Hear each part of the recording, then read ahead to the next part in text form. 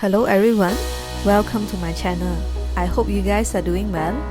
In this video, I will share with you my 12 days itinerary and experience in Tromsø. So now, let me take you along on my 12 days journey.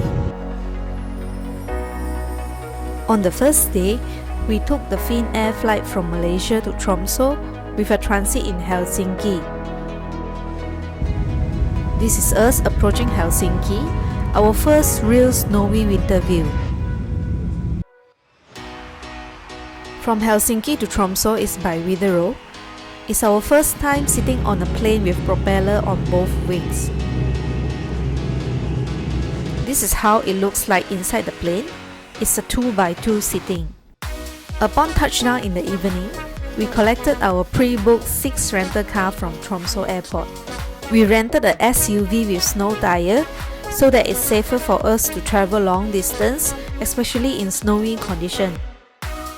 After collecting the car, we checked into our guest house and also went out to buy some food for our road trip tomorrow. On our second day, we departed from our guest house when the sky is still dark at around 4 AM in the morning to the Lofoten Islands.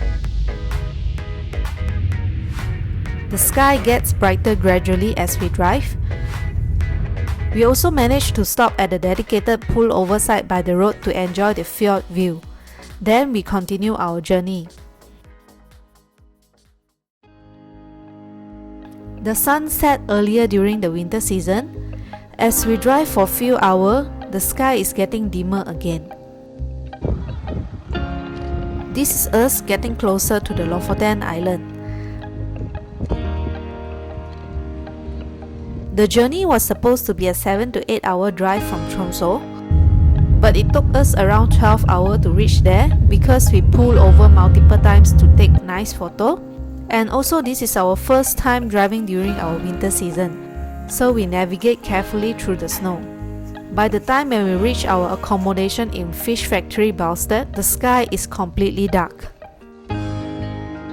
On the third day, we departed early to start our sightseeing in the Lofoten Island.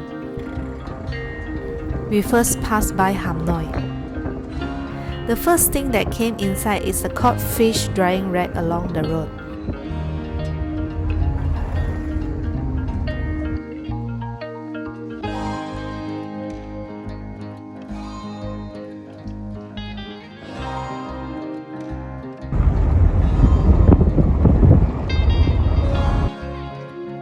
As we drive closer towards Sakrisoy, we started to see the iconic red fishing cabin along the road.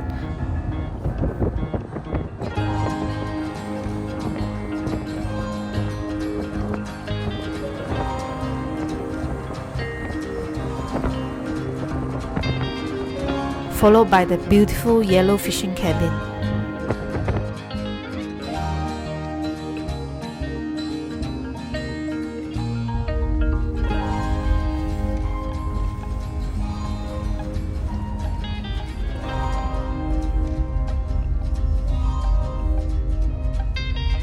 Then we continued driving towards Rene. We saw this nice view along the way which is so beautiful, where the red fishing cabin by the harbour is covered with snow.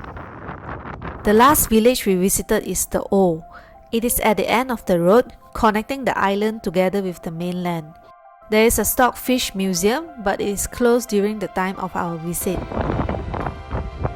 This village has a stunning view, and we went down for a walk around the village.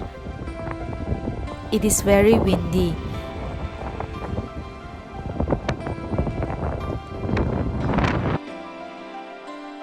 And it feels phenomenal facing the wavy Norwegian Sea and with snowy mountain cliff behind us.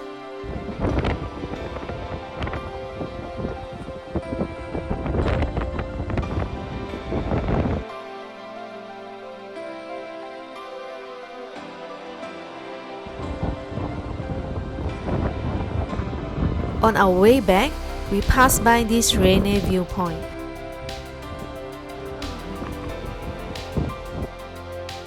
The view is so stunning that it looks like something straight out of a postcard.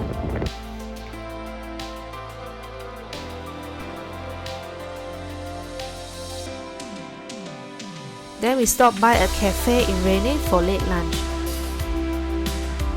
The decoration is beautiful and gives off a warm, cozy vibe. What I found it unique to me is a dried fish head hanging as decoration. It is a symbolic item to show the rich fishing heritage of the Lofoten Island.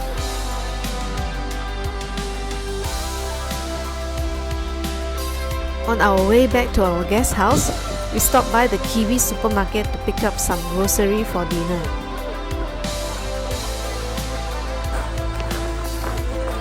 For our fourth day, our plan is to travel from Lofoten back to Tromsø. Before we head back, we spend a bit of time exploring around our guest house.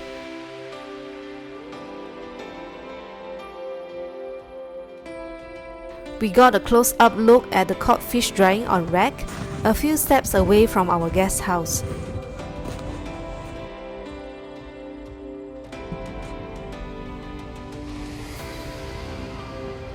Our guest house is located right by the harbour, so there is also a fishing boat docked just outside. The early morning light creates a perfect reflection of the snowy mountain and the red cabin on the water.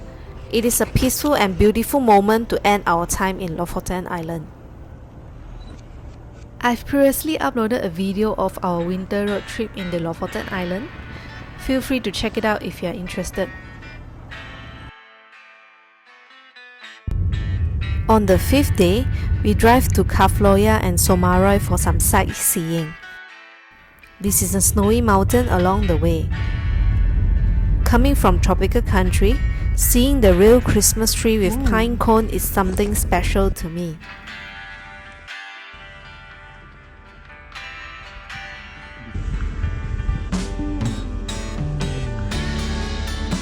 I also enjoy looking at different Christmas decoration on the houses along the road. Each of them have its own charm. After exploring Kvaløya, we drove a bit further and crossed the iconic one-way bridge towards Sommarøy.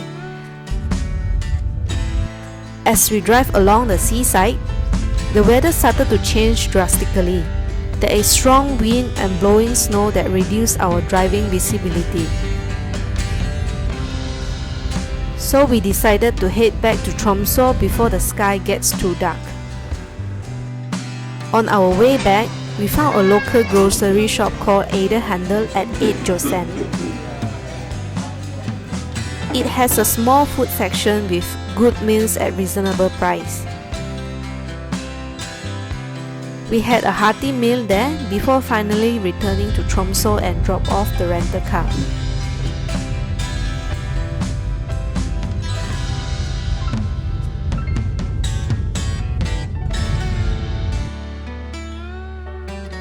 On the sixth day, we started the morning with a visit to the Polaria. It is an experience center that shows the marine life in the Arctic.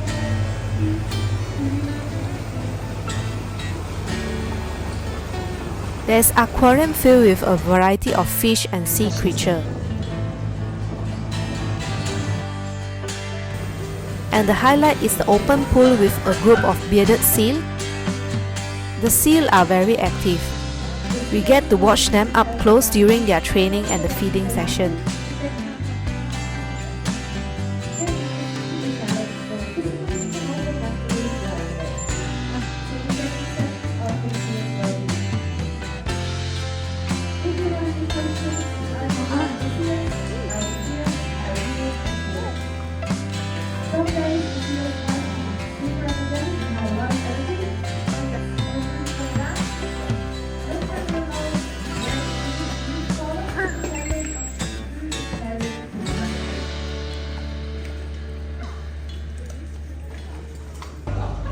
There is also a transparent tunnel that runs underneath the pool where you can get a closer look of the seal.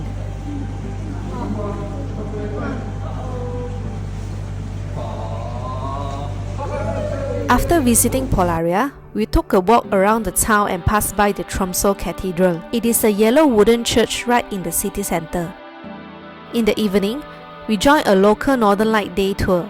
It is a mini bus tour by Chasing Light. The guide brought us all the way from Tromsø to the Finnish border to search for clear sky. We are very lucky that at first we saw a gentle flow of northern light, then it gradually turned into spectacular dancing wave of green and pink. I've previously uploaded a detailed video about our Northern Light tour. If you are interested, please feel free to check out the link in the description for more details. The next day, we had a slow morning, just walking around the town and taking it easy. In the evening, we went on our second day of Northern Light tour. The night before had been extremely cold staying outdoor, so we decided to rent boots from the Tromsø outdoor to keep ourselves warm.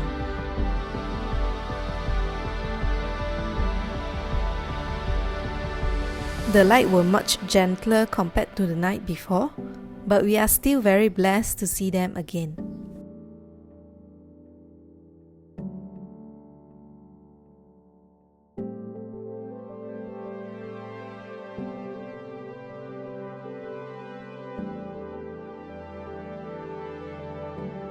On our 8th day, in the morning we walked to the town to return our rental boots. We enjoyed the walk from our guest house to town because the view is so beautiful. This is the view. We stroll along the harbour, overlooking the beautiful scenery with mountains surrounding us. It is so calm and peaceful. Because we wanted to experience something different and get closer to the nature, in the evening, we moved to stay in the outskirts in a Norwegian farmhouse located in Skulsfjord. This is the view surrounding our guest house with pony and chicken coop. That night, we were blessed again by the appearance of the Aurora dancing right outside of our guest house. This is a northern light photo taken outside of our guest house.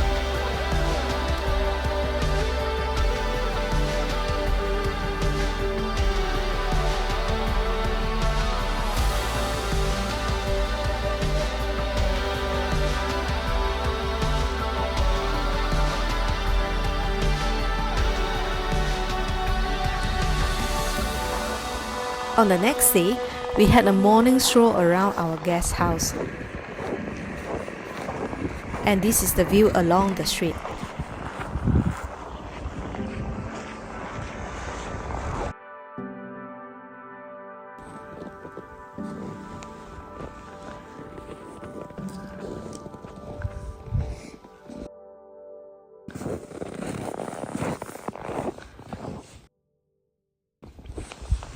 We also saw a wild reindeer and horses in the neighborhood.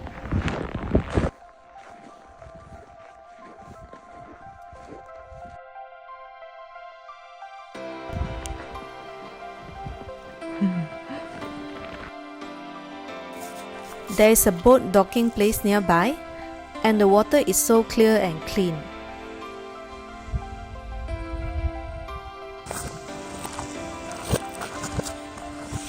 After checking out, we headed back to the city and stayed in the Tromsdalen area, located on the opposite side of the city, connected by the Tromsø Bridge. Just moments after checking into our new place, the northern lights started to appear right above us. We were literally speechless and feeling blessed with it. At night, we walked to the Fjellheisen Cable Car station and ride around 25 to 30 minutes to get to the top. This is a night view of the Tromsø city from up there. There's a building with an observation deck and a cozy cafe where you can enjoy a meal. We spend most of our time outdoor near the top cable car station, where there's plenty of space and a much clearer view of the surrounding. We even caught some gentle northern lights stretching across the sky. For those feeling adventurous, there's also a hiking trail that people often use to hike up the mountain depending on the weather. On the next day, we walked to the Arctic Cathedral. The church is not open during the time of our visit. We could oversee the iconic Tromsø Bridge from the church, and we walked across the bridge just like most of the tourists does. There's a special sidewalk for walking and cycling on both sides of the road. The bridge is around 1 kilometer long. It is very windy and cold on the bridge, so be sure to cover up your ears when you walk there. From the bridge, we can oversee the harbour, and it's around 15-minute walk to reach the other end. For the rest of the day, we just spend our time hanging around in the town area and spend some time to get some souvenir.